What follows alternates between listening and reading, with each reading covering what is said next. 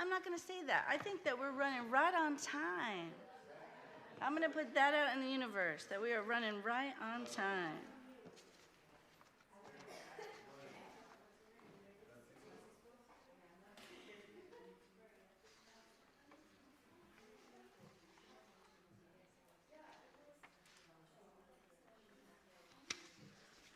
Okay, I need to set up some stuff back. I left my charger to one of these women.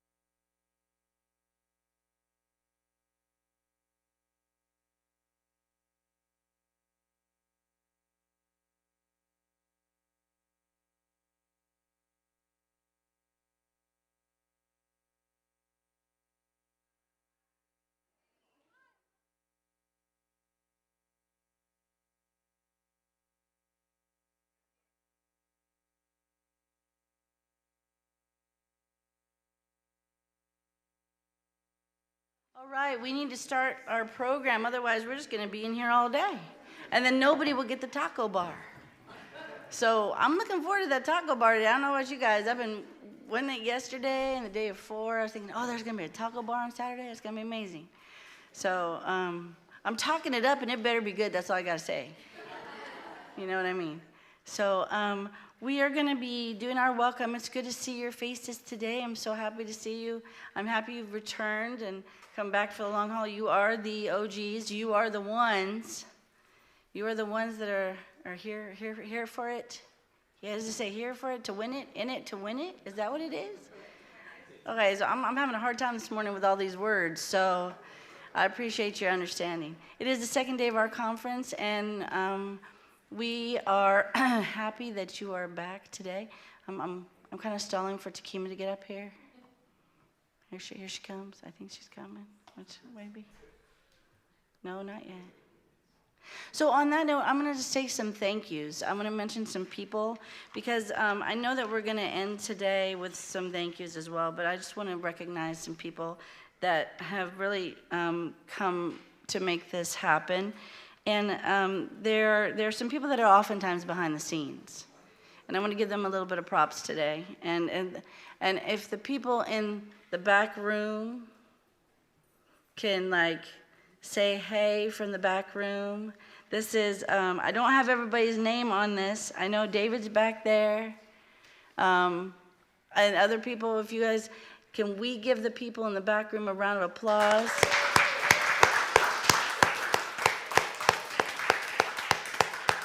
Thank you so much for making this happen. Without you, it wouldn't happen. And I want to put a special shout out for David and Luis. Major people making my visions reality, and that's what they said. We're here to make your vision a reality, Tammy. And it just almost made me cry because this is my vision. So it's real and it's here, and I just couldn't believe it. So thank you so much for helping make this happen. Everybody in the back room, thank you so much. We would be remiss without also recognizing the support that we've gotten here from this wonderful facility and all of the people who have worked here who have made sure that we had everything. And so we want to give you a really special appreciation for the work that you have done to make our welcome here so, very welcoming. A lot of times you go to a place and people say, they treat you like, fill in the blank, right? And you don't feel that, you're really being welcome. But I believe all of us have felt very warmly received and appreciated and respected for the work that we're doing here. And so it is important to recognize all the work, the volunteers, the staff here, the Tammy's colleagues and faculty members who have helped us in the room. We have every single part of our conference recorded and will be available. So if you missed a session that you wanted to go to because you picked one and didn't know what the others were, we will have that available for you. Isn't that awesome? Yes, that's awesome. So thank you for making this possible and making it an enjoyable experience. Thank you so very much. Thank you. You finished up what I was going to do. That was amazing. Thank you. See, this one, I don't like this one. I like that other one. Okay. The next step we're going to do is we're going to follow the rest of our program. And I would like to ask Francesca Mize, one of my students in my Native American Studies class, to come up and read the land acknowledgement today. The land acknowledgement that she is going to read today is from our campus. And we worked 2 years with the Shingle Springs Band of Miwok Indians to create this. 2 years. It took us 2 years. Now, the reason it took so long is because tribes are nations. And nations are like huge cruise ships. This is like I like saying this. Nations are like huge cruise ships. They're just going in the water, and then when they have to make a turn, they have to make it really slow because they have to make sure that they're not going to tip that boat, right? And so, like our colleges are like big cruise ships too. I can't take credit for that analogy. That was the chancellor of LA Community College District. So he's the one who told me that. So, but anyway, just want to tell you that tribes take their time because they're actually running nations. And so that's why it took a couple of years to work with them to get this done. But it was good work, and we still continue to work with them on many projects. In fact, I want to highlight something before Francesca comes up here. I want to highlight, we are actually getting a mural, our first mural on campus. From a local Native artist who is a member of the United Auburn Indian Community. Her name is Dearston, and she will be doing our first mural, and it'll be inside our library. So it'll be pretty amazing. I'll take pictures and put up on the website for you. So well, I don't know about you, but it took 2 years to get that policy in place too. 3 years to actually get that policy in place to have murals on campus.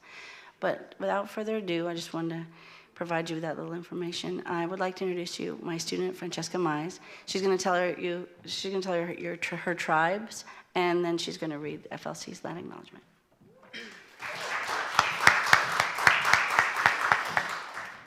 Good morning. My name is Francesca Mize. I am from the Pit River Nation, Hamaui Band, from my dad's side. I'm also a student here, and I work for the NAS program here on campus, and my major is psychology. So one day I hope to be a family marriage therapist.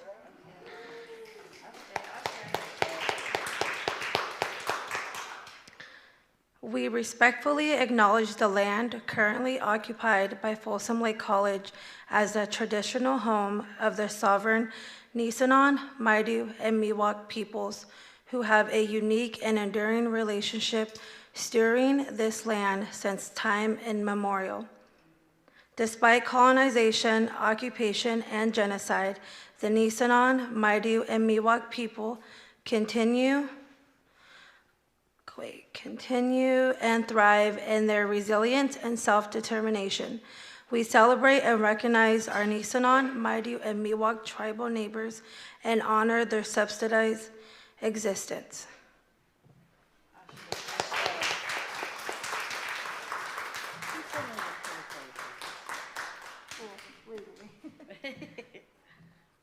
So just to be cool with it, I was told I could call her Francesca, not Kia. Yes. So from here on out, I'm gonna call you Kia. No, don't call me. Thank you, Francesca. I appreciate your contribution. Francesca has been actually helping with this conference for the last 6 months. So she's been behind the scenes. She's a behind the scenes person. And so let's give her another round of applause as she goes up. Okay, next on our schedule, announcements. So I'm gonna call one of our leadership members up. This is Dr. Malika Hollenside. So good to be here. Wait a minute, hold up. Uh-oh. Oh. So before she gives the announcements, these beautiful murals, the t-shirts, designs, everything that you see as a visual effect, this awesome woman in her creative genius put all of that together for you. And if you like what you're wearing and what you see, please, give it up. Yes, give it up. Yes, absolutely. Oh, thank you. Absolutely. It's an honor, it's a joy. I tell everybody, they're like, that took so much work. I'm like, it is my therapy, okay? I have 400 plus students at Delta College. This is my therapy to get into my artistic brain. But, through the wonderful guidance and direction of our exec board, this came to be. This manifestation is a long time coming. So thank you for being here and hoping that you enjoy it. So a few quick updates that I can give to you, that I can share right now. One of them has to do with committees that we want you to join, because we are a strong exec board, but we need you, and we want to maintain continued communication, sharing of resources, participation. So if you have not yet filled out your name and contact information as a committee member, it is in the committees folder, and I believe this is through the Google Drive. Tammy? Yes, it is. Found in the Google Drive. Everything's in the Google Drive. Everything's in the Google Drive, right? So please add your name to it. A few people have signed up so far, but we need you, right? We absolutely need you to continue your relationship and your conversations and your building of your departments and on our network. So please take a moment today to add your name to a committee. We're not asking for a tremendous time commitment. Of course not. Who would ask for so much? But it would definitely, be a benefit to your campus and your region if you join and become part of a committee. And the very next short announcement is, if you are having any issues accessing all of the Google documents, talk to the lady in purple. Her favorite color. I know this, right? Okay. But please talk to Tammy. If you're having any problems accessing the documents online, speak to our fearless co-chair, Tammy. And that concludes the morning announcements. It's good to be here. Sorry I wasn't here yesterday. I had car problems, but I'm glad to be among this great collective. Thank you so much.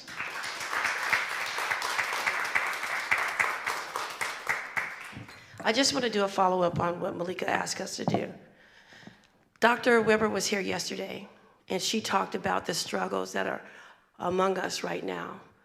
And I mentioned to you yesterday that she had told me once that she had done her part, right? She's at the forefront and doing the legislation and stuff. If we want to continue to do what we're doing, then we have to invest the time in making sure that all the work that has been done over the last 60 plus years in the academy has not been for naught. And so don't think of it as extra work, but as a part of our obligation to take and make sure that we are recognized the way that we're supposed to be recognized, and that our students have what they need. Because that's what we're here to do, is to make a pathway for them that's easier. My father used to say, right, and my mother, that it is the obligation of every generation to do better than the last. Dr. Weber is my and our elder. It is our obligation to do better with what she has given to us. My mother would say, I've given you the tools, all you have to do is pick them up and use them. So part of picking them up and using them, like anything, is the professional development to get better at using the tools of our craft. So we invite you, right, to bring your brilliance, your creativity, your innovation, because we need you to make sure that this cruise ship that we're on, the ships with an S, right, that they are well equipped, that they have everything they need for a safe journey. Now, the waters may be, there's gonna be storms along the way, but with all of our creative genius, right, and collective unity, we can and will do anything and everything that we need by any means necessary. Drop the mic.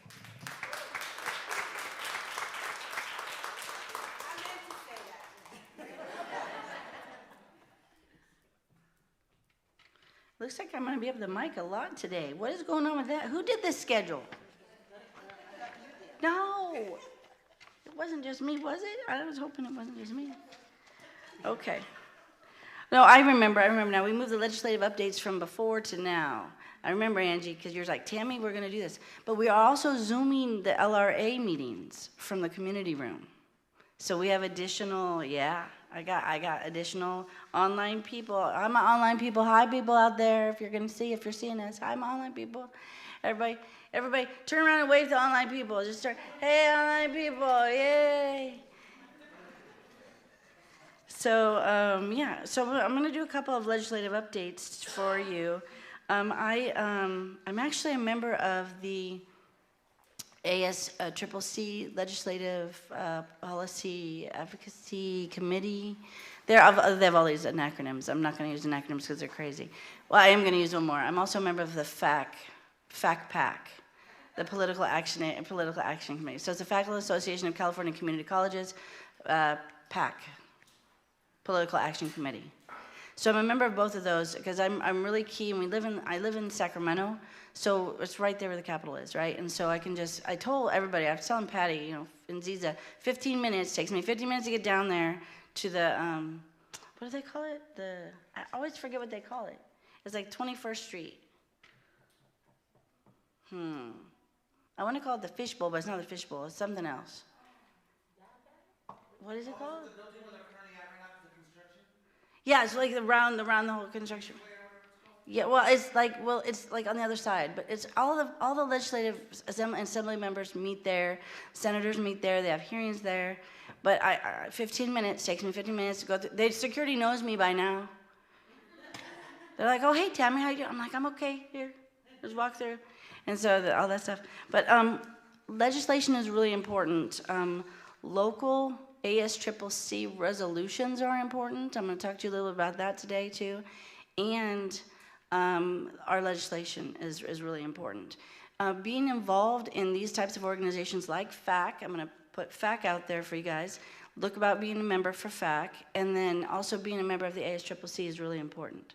Because as we go through, you'll find out that they have 2 plenaries a year, ASCCC does. And anybody can submit a resolution. Well, not anybody. Anybody who's a faculty member across the state can submit a resolution. And just recently, there was a resolution that was passed that should not have been passed because it grandfathers in CSU Area F approved courses that are cross-listed courses. And we know that we have issues with cross-listed courses, and if you've been to any of the meetings, some of those issues include faculty who are not qualified to teach ethnic studies, teaching ethnic studies. And that's what one of the big issues is with cross-listed courses. Another thing that's coming down the line is a common course numbering. So I want to give you a heads up, if you attended the common course numbering workshop yesterday, you know a little bit about that, and it's very difficult, if not impossible, to cross-list when you're using common course numbering, CCNs. So in my campus, this campus here, we have uncross-listed or decross-listed all of our courses. Ethnic studies never had cross-listed courses here, because I rallied against that. And so just for that very reason that not everybody can teach ethnic studies. This is a misunderstanding out there. So we all know that that's the case. But I'm going to tell you what resolution went through, the number and everything, so that you know what's going to happen as we go along. Let me see here. Can you please spell out what those, I did. The Faculty Association of California Community Colleges, and the ASCCC is the Academic Senate of California Community Colleges. while Tammy's looking, I just want to jump in and say that your faculty senate, anybody who's involved in faculty senate, should probably pay for you to go to ASCCC, not only conferences, which are a great learning experience, but they have a summer leadership institute this summer. It's going to be my first time going. My ASCCC is paying for it, so they'll definitely pay if you're already a part of your academic senate.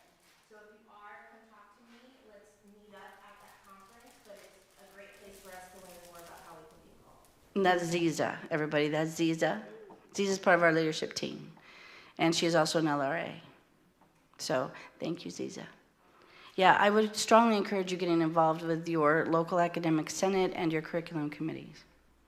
I know it's extra work and it's extra meetings every semester, but it's really worth it. The ASCCC resolution was 101.02, the California General Education Transfer Curriculum, CalGETC approval of California Community College's ethnic studies courses. And David DeGroot from, I think it was Allen Hancock College, who does not have an ethnic studies department that I'm aware of, and that all of their courses are cross-listed with history and sociology and other courses, was pushing to have this resolution, and it passed by 14 votes. There's a question. Can you say the resolution again? Yes, it's 101. The California General Education Transfer Curriculum, or CalGETC, approval of California Community Colleges ethnic studies courses. The short description you gave earlier was it grandfathers in what? It grandfathers in cross-listed courses that were pre-approved as CSU Area 7. Go ahead. Okay. Let me explain to you why this is problematic. It's problematic because there are campuses in the state. See, cross-listed means, and Laura, I'm glad that you're here. Judy, I'm glad you're here. Cross-listed means that a course that is a non-ethnic studies course is cross-listed with an ethnic studies course, which means you would have to have an ethnic studies course in your catalog that it is claiming to be equivalent to. Now, the problem in many of these cases is that the cross-listed courses that got approved are on campuses that either, one, don't have an ethnic studies course that it's supposed to be cross-listed with. It doesn't exist. It's not in the catalog. And two, that they don't have faculty, ethnic studies faculty. So really, it's illegal because you're claiming to have something that's a part of the requirement to be able to cross-list. Cross-listing means you have this and you want to make this equivalent or substitute for that. But you can't substitute what you're asking for if it doesn't already exist in the department that you're subbing it with.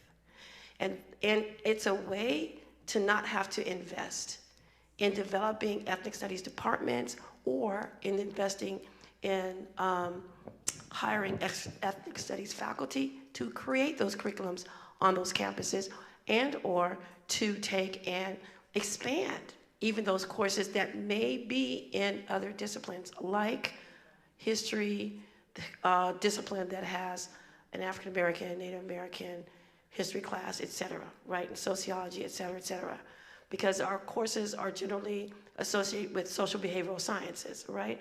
So if our courses are in social behavioral science department as opposed to an autonomous department, then they're always subject to other faculty deciding, right, the future of those courses. So that's why it's important. And other departments get the FTEF, which is really important there too. We don't get the FTEF to hire ethnic studies faculty if they are not in our departments and our courses. Angie. The CSU ethnic studies faculty are not happy with the students coming in not really having taken ethnic studies, even though they've got it on their transcripts.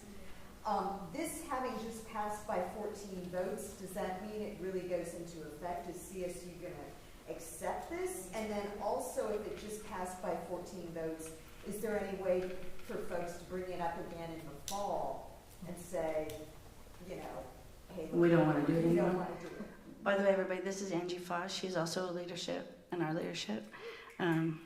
Thank you, Angie, for those questions. They were great questions. I'll attempt to answer them.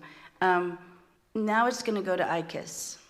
Once a resolution is passed, it goes to ICAS. And ICAS is, Oh, Angie, that's too many acronyms this morning. I can't do them all. don't worry about it. Oh, I'll look it up. It's like the intersegmental Committee of the Academic Senates. And the Intersegmental Committee of the Academic Senates is their representatives from community colleges, the CSUs, and the UCs.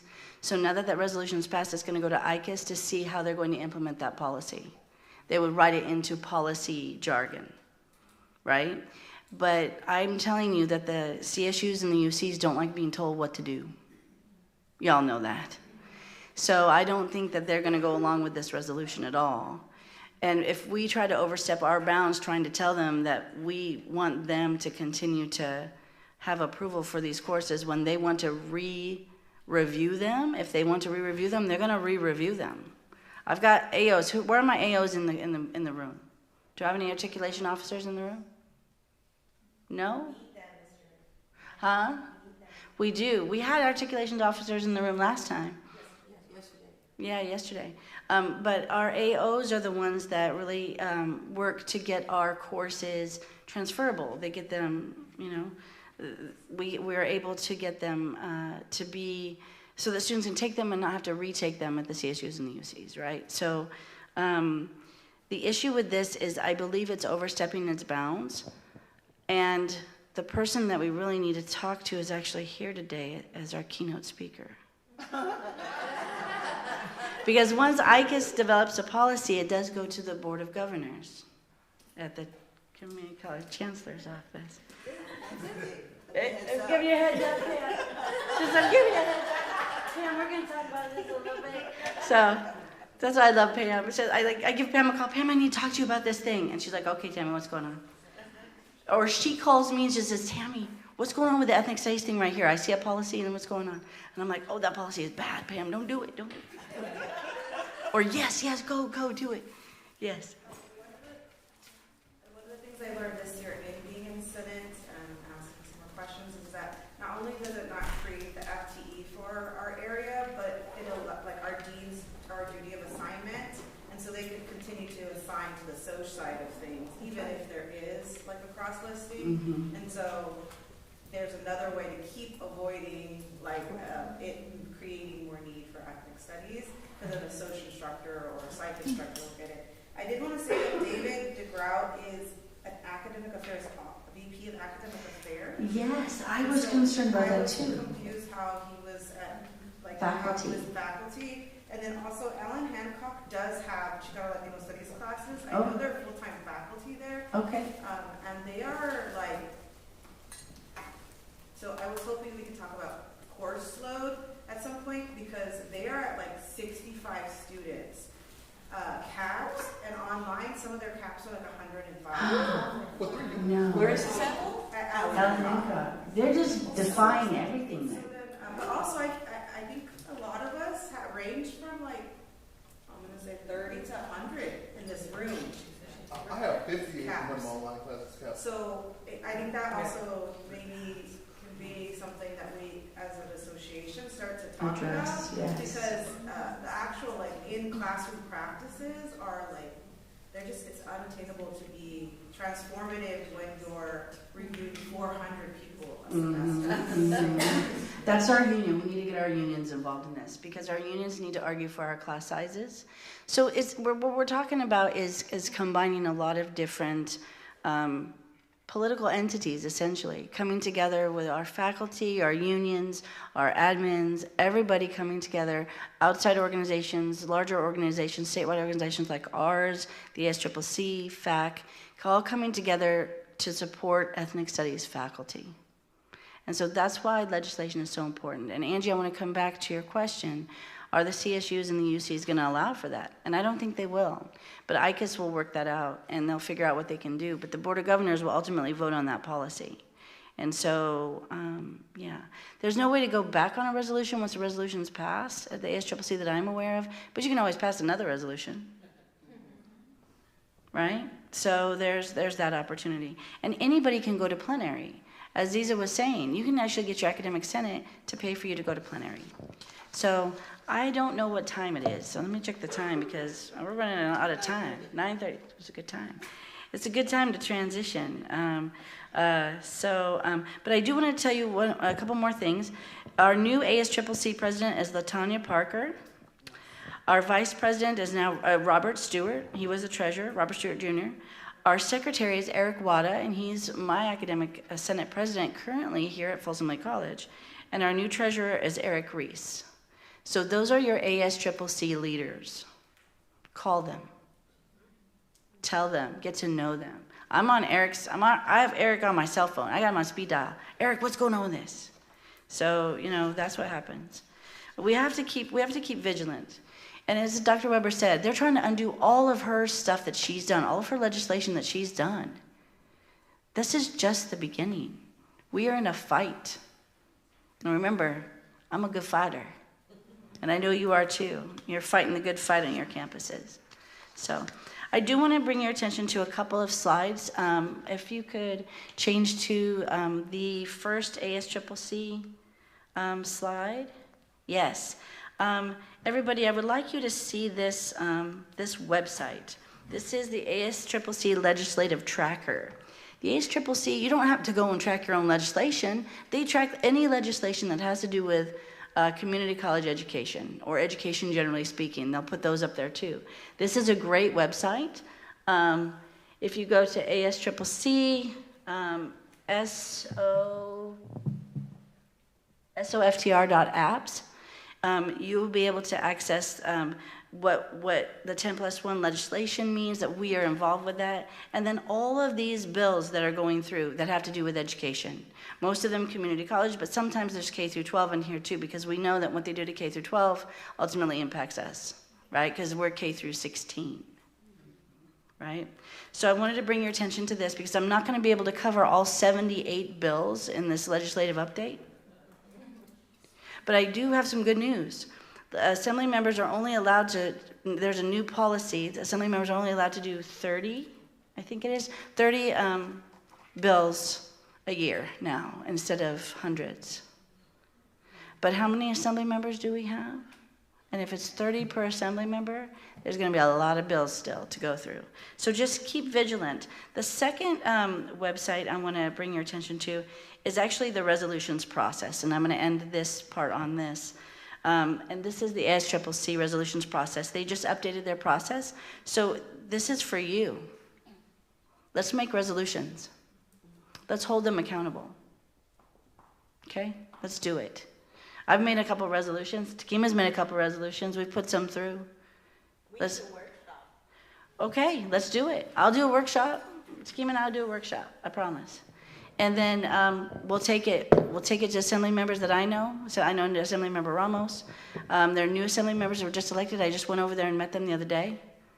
Yeah, you can go over there and you can knock on their door and say, hey, I need to talk to you about ethnic studies. What I think also is maybe we need to have a committee. Can you all hear me? Yeah. Okay. Yes. Do you have the mic? You like the mic? Oh, yes. Because of the online. Can you hear me? Push the button. Yeah. Can you hear me? No.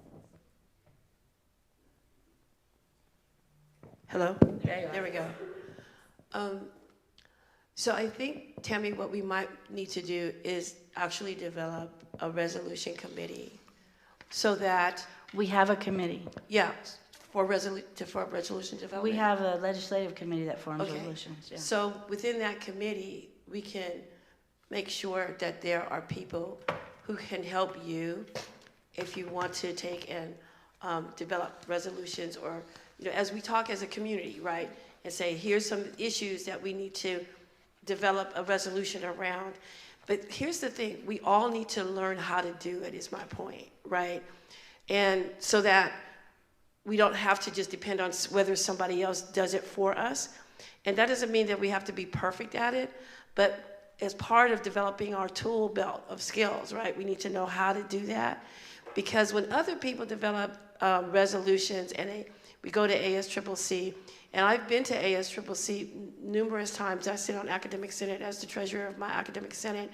And it really is important that someone in your department goes to ASCCC so they can bring that information back to you, especially when you're an autonomous department, because a lot of decisions are made at ASCCC and we need to be informed. And if you're not an autonomous department, then, you know, volunteer to be an ASCCC rep for your department so that you can take and do it not only for the department that you're in, but also for ethnic studies. Do you know what I mean? There's a lot of information that gets discussed there that doesn't always get back, right? And so we need to be more fully informed about these things so that we can move in unity, because there really is power in numbers, right? And that's a great place where we see that. Thank you. And that's the end of the legislative update.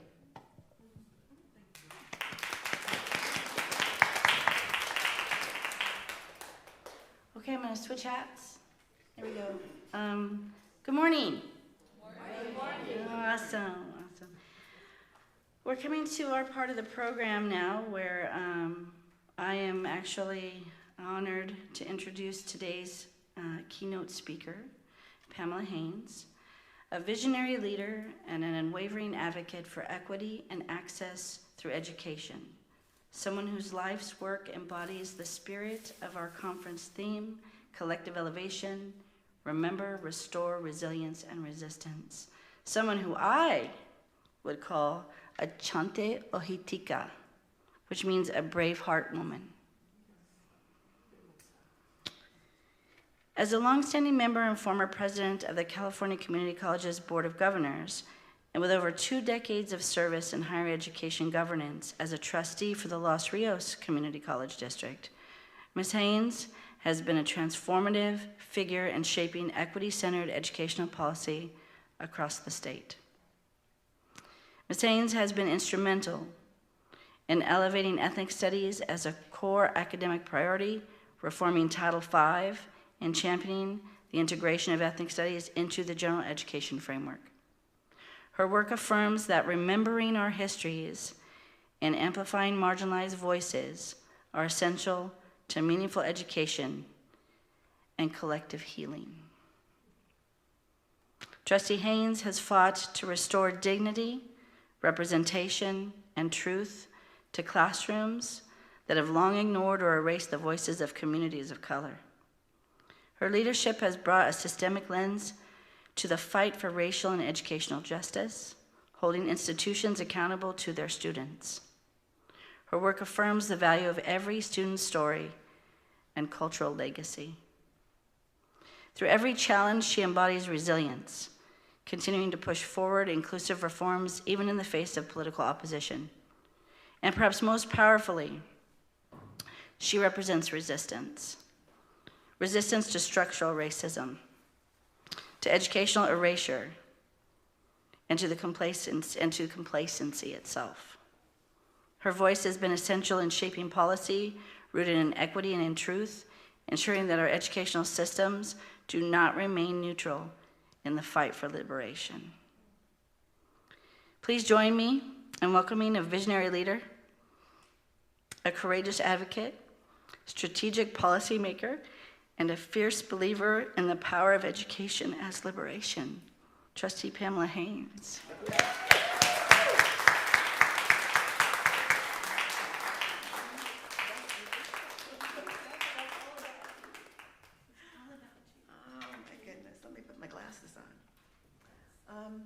I want to thank you for inviting me to be here. And I have to tell you that I was, when I was told that I had all this time just to talk about anything, I had never been given that kind of freedom before.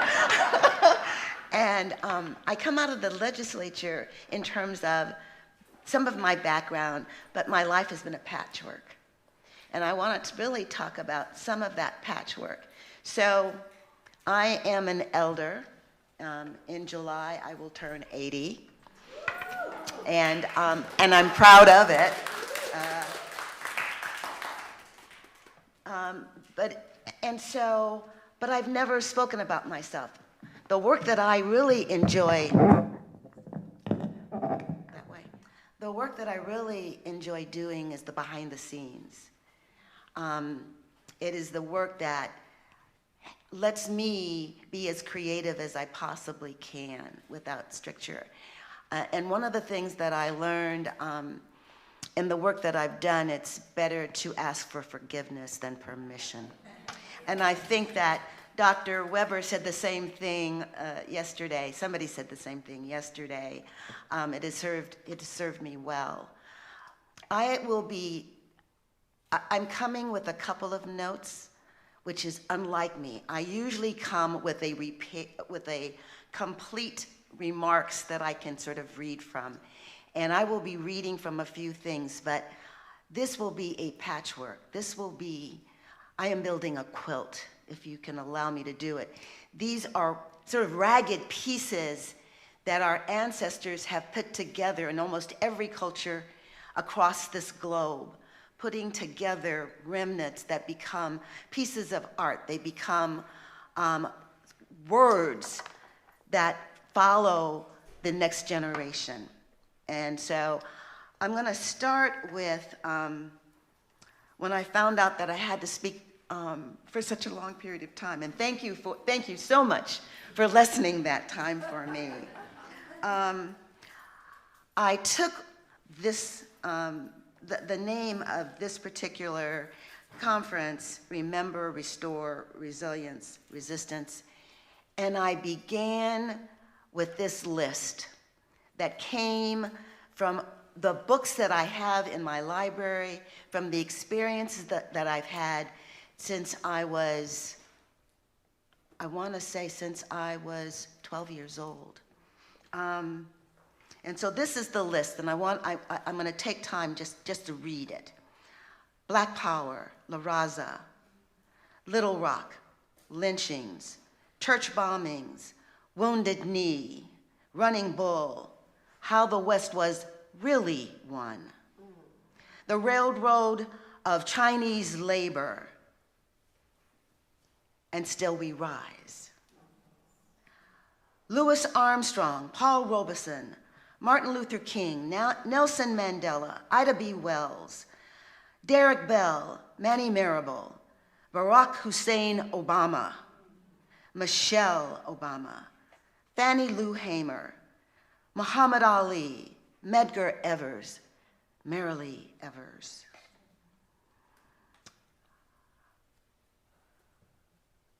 Langston Hughes, Oprah Winfrey, Rosa Parks, Frantz Fanon, the Black Panther Party, Jackie Robinson, Count Basie, Betty Shabazz, Malcolm X, Paula Giddings, Dr. John Henrik Clark,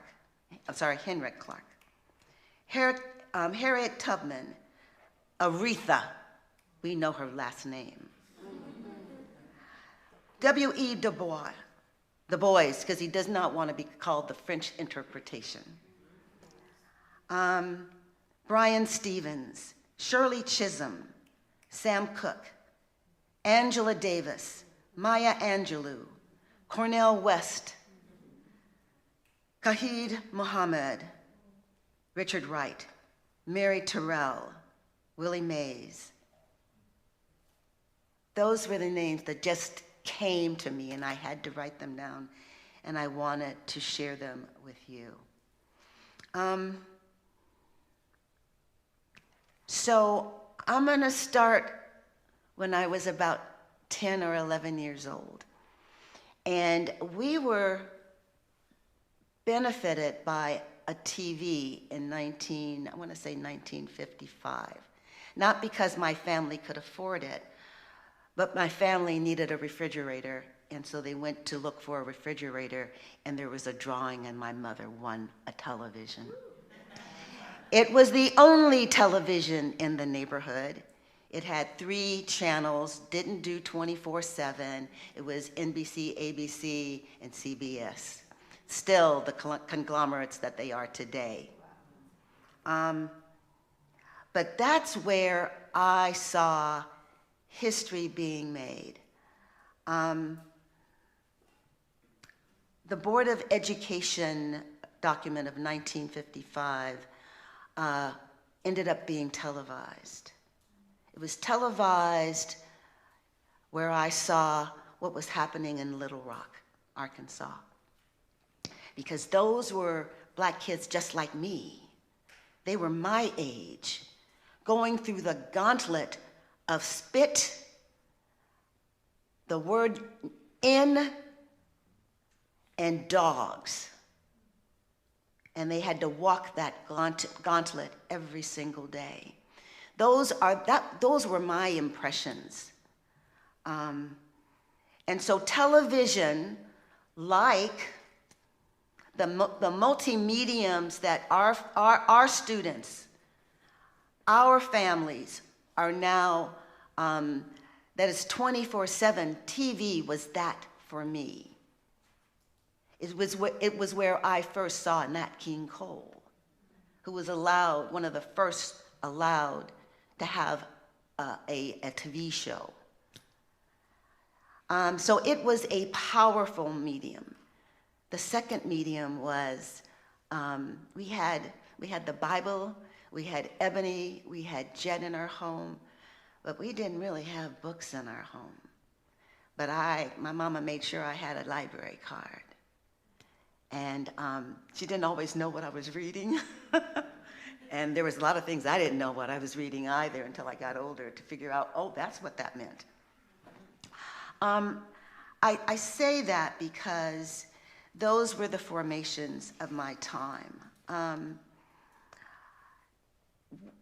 Why I say it is because I was in parochial schools from the first grade all the way through high school, because my parents felt like they needed to scrape up that money so that I could get what they felt was an important education, and I did. There were benefits from that. But there was also the reality that when I went to high school, that my class in 1960, as a result of Brown versus the board, in Los Angeles County, my class was the first class to integrate St. Mary's. By virtue of not them voluntarily doing that, by virtue of a lawsuit that said you had to do that. And so to this day, I know the names of my 30 Black sisters who traversed that as a first. These are the pieces of my particular quilt, because I recognized even then the work that needed to be done. Because the civil rights movement, even in 1960, had burgeoned, not just in Selma, but had moved into other southern states. And so through what I knew, when I would go into my classes, I would talk a little bit about that. And I remember one of the sisters saying to me, "Your time is not now. You need to be patient." And even at that young age of 15, I knew that was wrong. I knew that our time was now, but folks were just not ready for us. And they seem never to be quite ready for us even today.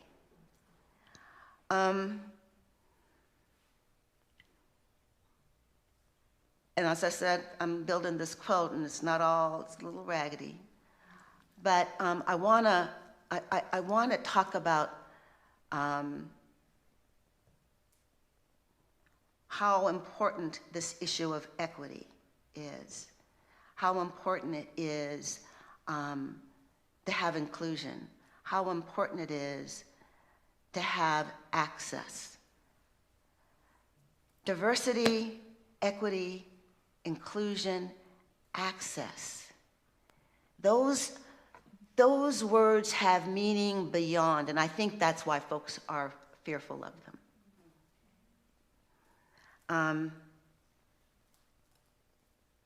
I want to give you a definition, and I'm going to equate it, and it's the reason why, for me, I will not back down from those words. I have colleagues who will say, well, the words are less important. We're just going to do the work. And I'm not there. The words are important. I'm going to give you the definition, and it's a broader definition than most when we start talking about equity. And I think, and let me also say this. During the Revolutionary War, there were lots of explanations, but one that sticks with me is one that was said, "Give me liberty or give me death." The liberty part was a powerful word because it had all of these different meanings about who we are and why we're here. The equity for me is a cohesive part. It is different than equality, vastly different. It is seeking the systems and conditions so those excluded or oppressed are provided with the resources to benefit and become agents of change they seek, of the change they seek. Actions that seek to achieve anti-racism, fair treatment, access, opportunity, and advancement for all people while identifying and eliminating barriers that have prevented the participation of some groups. That's power. It's powerful. And it's why I'm going to keep using those words, because those words have meaning that has to do with action. So I graduated from high school, and my parents, my mother in particular, years later, I wanted to, my high school was a college prep. Can I get some water, please? My high school was an all-girls high school, college prep. Thank you.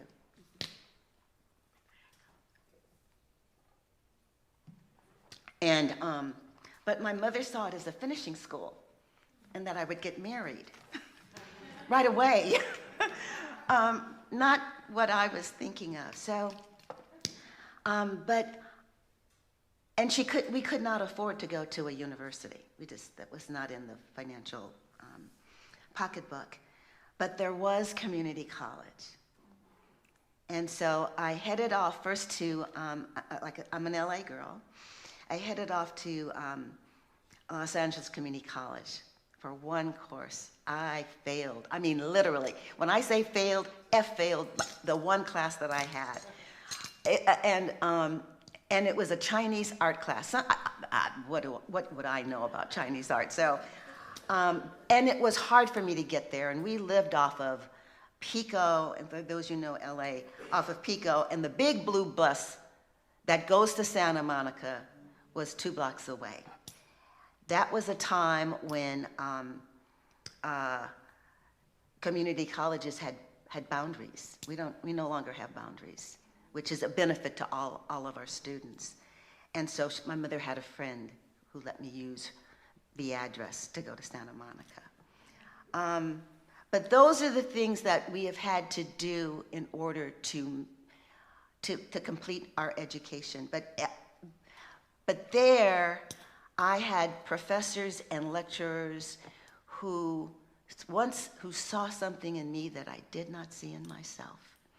And that is something that has gone through every change I have made and every decision I have made, which in most cases, it's a decision that says, yes, I'll do it. Don't know how to do it yet, but I'll do it. We'll figure it out. And so everything has been a learning journey for me. And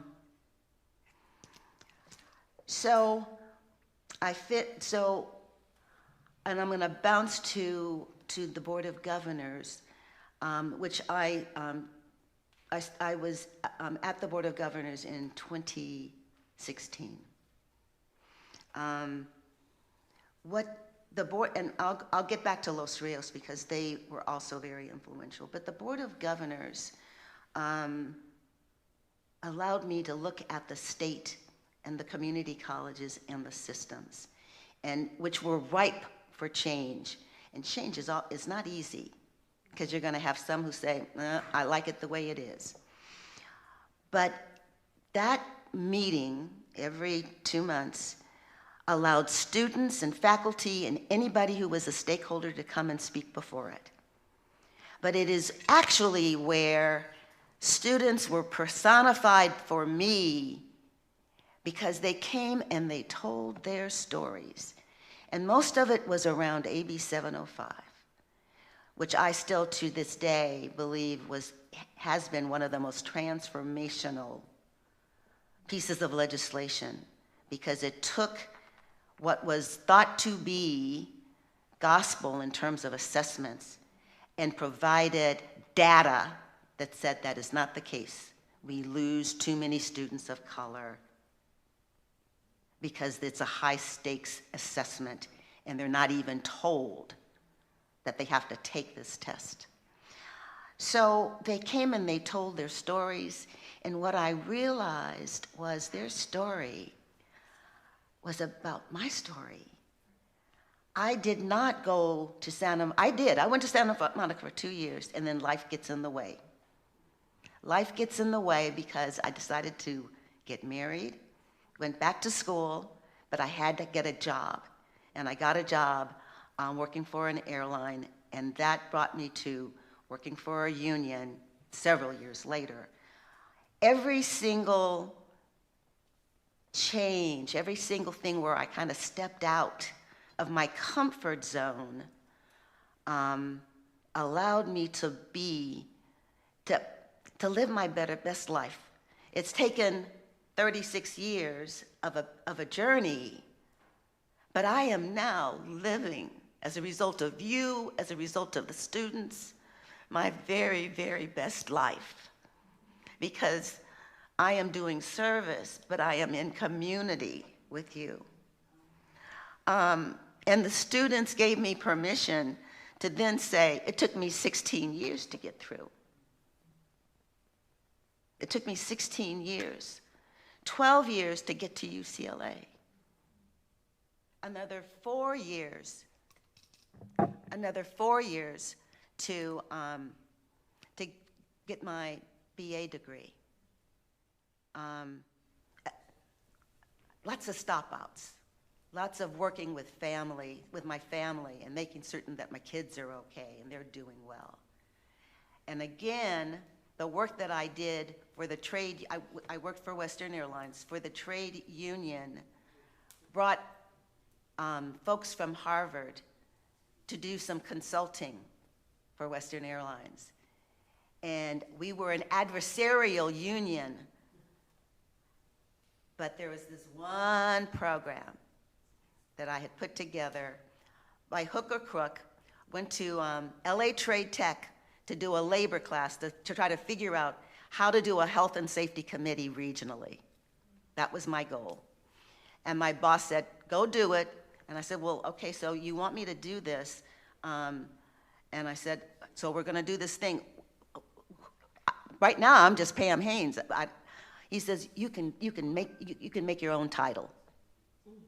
I said, oh, I can give myself a title? Okay, so I'm now a director. Don't know shit from Shinola, but I'm a director. Okay. Life has been flying by the seat of my pants.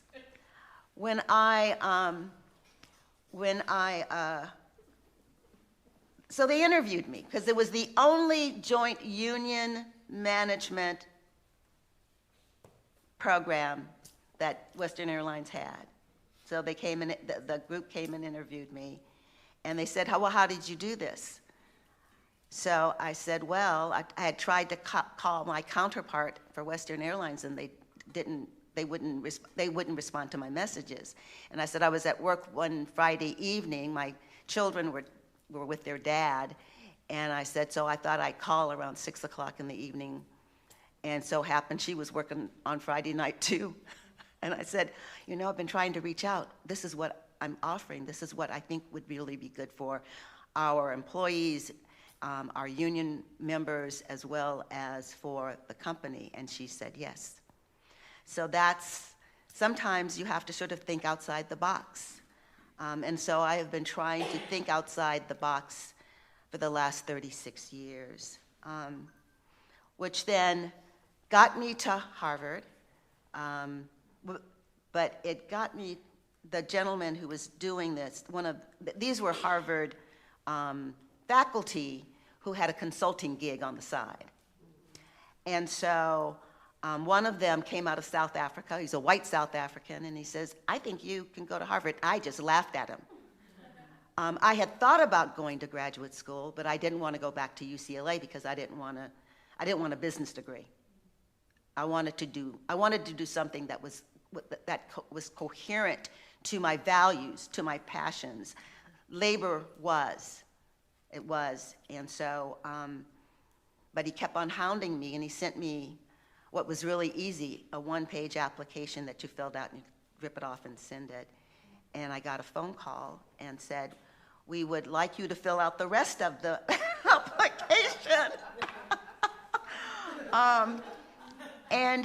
At the time, I was on my way to Atlanta because Delta Airlines was getting ready to buy Western Airlines, and Delta was non-union. So we just thought we were hot stuff.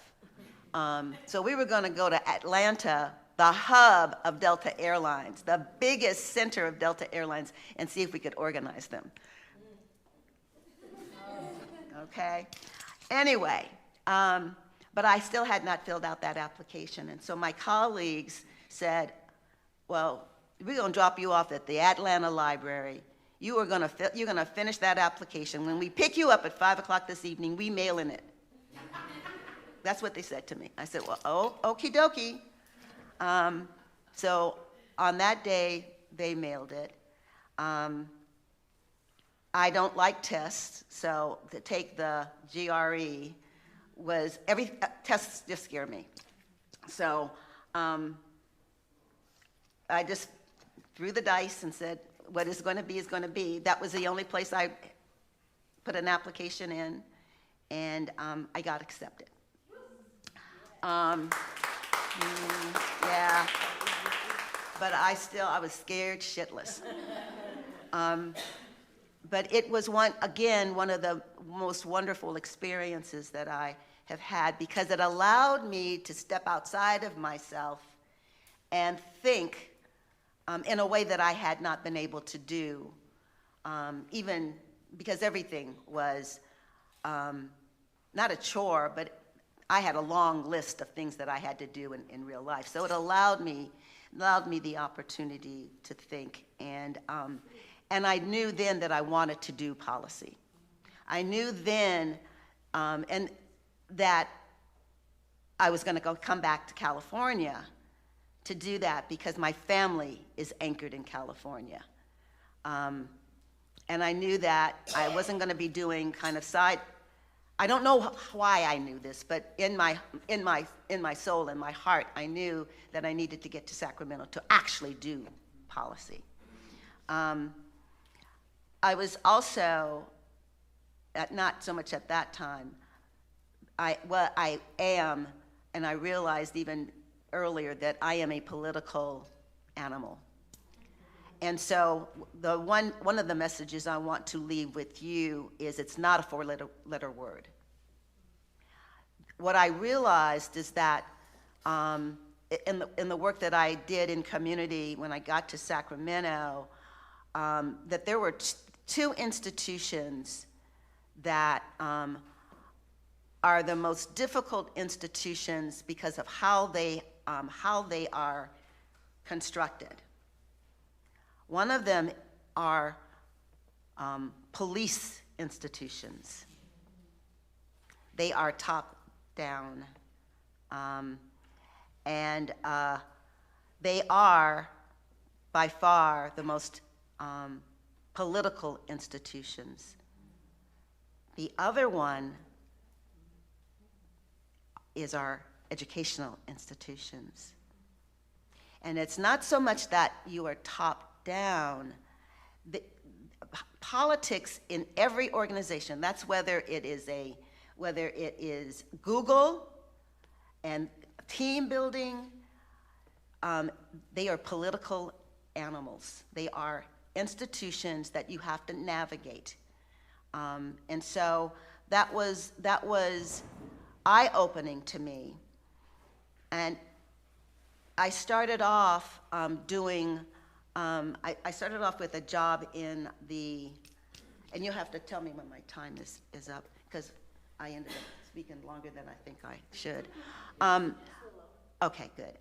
So I ended up working for the Auditor General, which is oversight. You actually go into agencies and entities, and you are looking for whether or not they are meeting their fiduciary, and I didn't do so much of the fiduciary, but their performance, how they are structured. Are they doing what the legislation said that they're supposed to be doing? That allowed me to really pull organizations apart and to look at what they say they're doing versus what they are actually doing. And it was extremely helpful, even though it was the first time I was not an hourly staff. It was a salaried staff, and they did not know a 9-to-5 job, and I was not quite used to that. And I also learned that the things that I actually cared about didn't get into the reports because they were not documentable. And I stayed there 3.5 years and then moved on. So my next step was to go into the legislature. I had a friend, and he was at Harvard, and he made 4 of us his best friends. He was in Sacramento, and he got me there because he kept on sending me job descriptions. And so about the four of us actually ended up, all of us ended up in California, and a couple of us ended up in Sacramento. I say that because when I went into the legislature, one of the things that I realized was that there are three houses. There's obviously the governor, but there is the assembly, and there's the Senate, and those who come before it to make changes don't look like you and me. They are, it's called the third house. They are the advocates. They are the lobbyists. They are being paid. They have sponsors that want something done. One of the things I realized was, and so everybody knows everybody, you know, and at the time of an election, those are the folks who help pay for those elections. Now, trade unions and unions do the same thing, so that part is true. But what I realized when and there were times when everyday average people, because somebody had organized in a way that they got into the room, the committee room, where something was going to be decided that was not going to be to their advantage, all of a sudden the members on that committee acted differently because the people were in the room. And what I realized is that the people have power if they choose to use it in a collective way, and that doesn't happen nearly enough. So I want to go back and I want to talk about Los Rios, because once again, people saw something in me that I did not see in myself. I came on the board in 1999. It was an open seat. There are not many of those anymore. And so it was the board that did the appointment for the remaining term, which was about 2 years, 19 months. And I would not have, that was not something that I would have done. I wouldn't have done that. I'd heard about it and I wouldn't have done it. But I believe in the power of three. If three different people come to you and say, I think you should do that, I said, oh, okay, all right. And it was helpful because during my time in Sacramento, prior to that, I'd been in Sacramento about 10 years, I did community outreach, I did community work. That's what I did on my off hours. And I also did campaigns. People that I wanted to see get elected, I volunteered my time to do that because they were going to be a different voice on these boards and on these committees, city council, board of supervisors, those kinds of things. So running for something was not going to be what I was going to do. But I wanted to do service, and one of the things that I had done as part of the community was with a group of folks redistrict 5 jurisdictions. Our group, Board of Supervisors, City Council, Board of Education, the SMUD Board, and Los Rios. So I knew a little bit about I had to speak before them when we did this redistricting, so I knew a little bit about them. And it was well run even back then.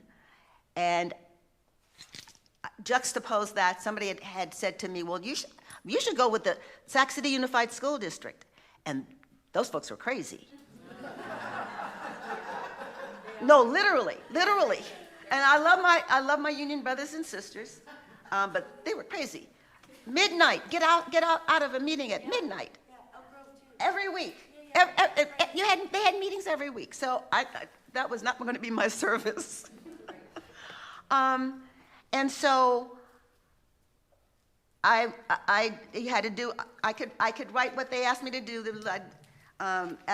To put my name in. There were 12 of us, and who wanted for that seat. There were a couple of people that backed out. It took 2 different meetings because the board was making this decision, and but I did get the seat.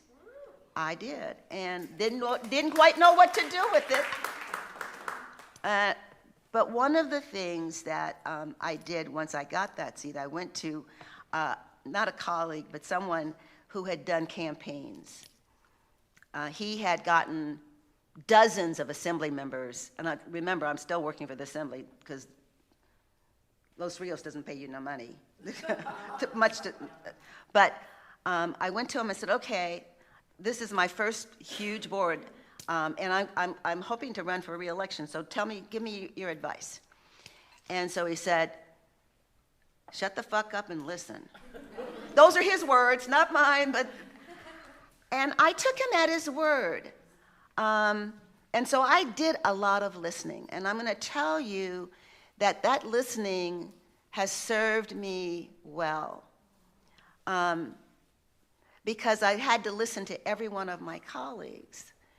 And there were meetings where I didn't say anything, but over time, I always ended up being the last person to speak. And what it allowed me to do was to weave together what others had said and hopefully say something that had some meaning. And evidently it did. And again, I am not one to toot my horn, so I'm going to tell you that others said this and have said it since then. The question can be the most powerful thing you have. And it was for me, because we are in positions where it's policy, it's high level. We're looking for transparency, fiscal acuity, accountability. Are you following all the rules? And so those are questions that get asked at a very high level.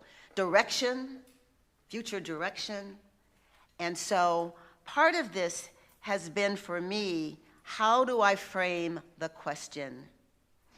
And I've had several people over the years say, especially at Los Rios, but other places on the Board of Governors as well, your question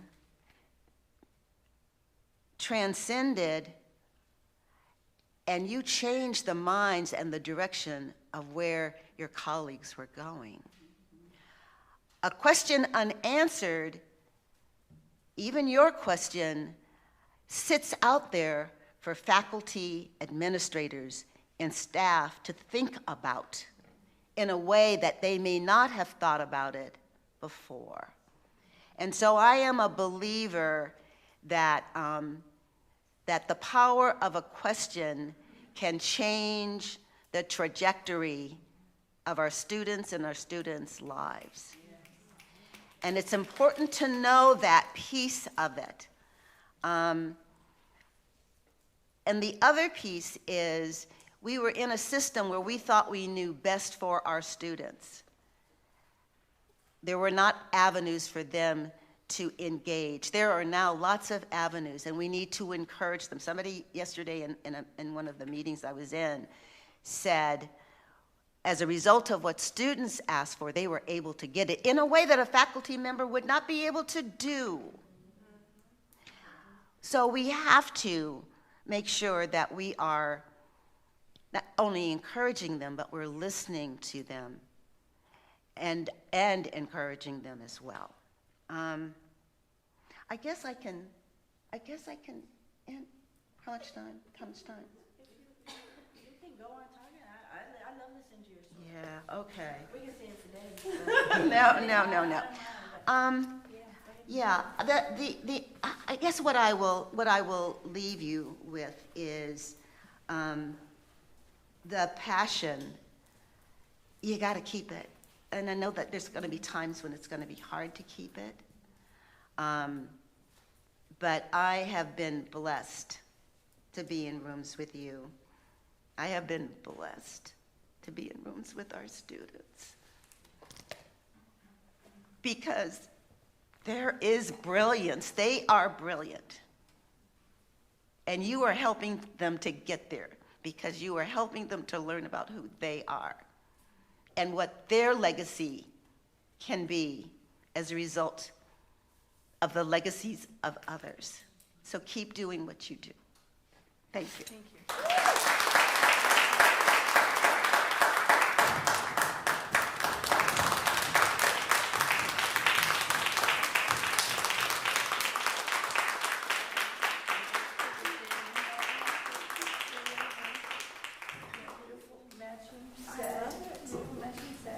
Speaking to the mic, Tammy, so we can hear you.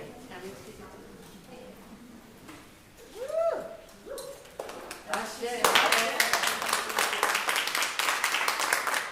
Normal tradition now, earrings and a necklace, match set. So if you're ever speaking, you know, that's what you're gonna get from us. That's the tradition now.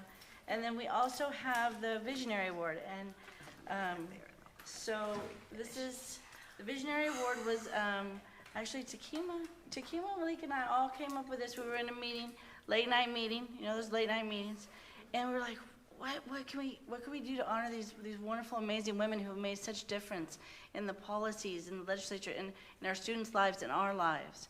And the Visionary Award was what came, and it is actually in your program. If you haven't read about it, the Visionary Award honors and recognizes the work of wonderful women like Pam, like Dr. Weber, and all of what they've done and what they continue to do. Amen. And so we would like to present this to you, and it's and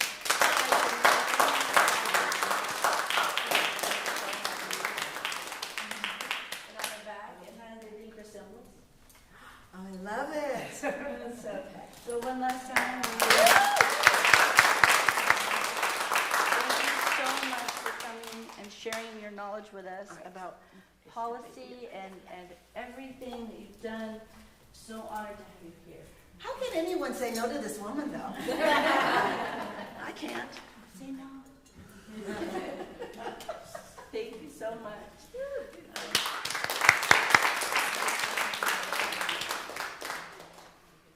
Well, I don't know. We're in a break in transition time between 10:30 and 11. So it's going to be an exciting lunch and afternoon. Our session 4 is coming up in the community room, FL 120. That is the radius across campus. So we'll just all walk together. And it's not raining today. Did you notice? I thought it was going to rain. What energy did you put out there? Look at you, look at you.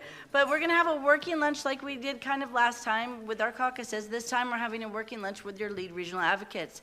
So you'll get to meet your lead regional advocates if you haven't already, and we will get to be talking about a lot of great stuff. I know that Malika has prepared some amazing questions in a PowerPoint that we're gonna go to the community room, but that's our next step. Please, at break, check to see if there's anything left in the cafe area. If any snacks, grab some snacks, grab whatever, and then we'll head on over to the community room where we're going to have lunch and just work on our lead regional advocate and our all of our, well, we're going to work in community in the community room. So I'll see you over there. I'll see you over there. It's across campus. What? I said if anybody wants to go early. Oh, if anybody wants to leave early, we're gonna have people trying to give directions, but we'll just have a whole thing. You go up FL4 stairs and you just go straight through FL4 and to the right, and it's a circle, remember? So, and there are signs along the way to help you get there. And I don't know how many students are out there right now, but you'll have me. I'll help you get there. I'm in purple, so follow me. No, it's FL1. FL1.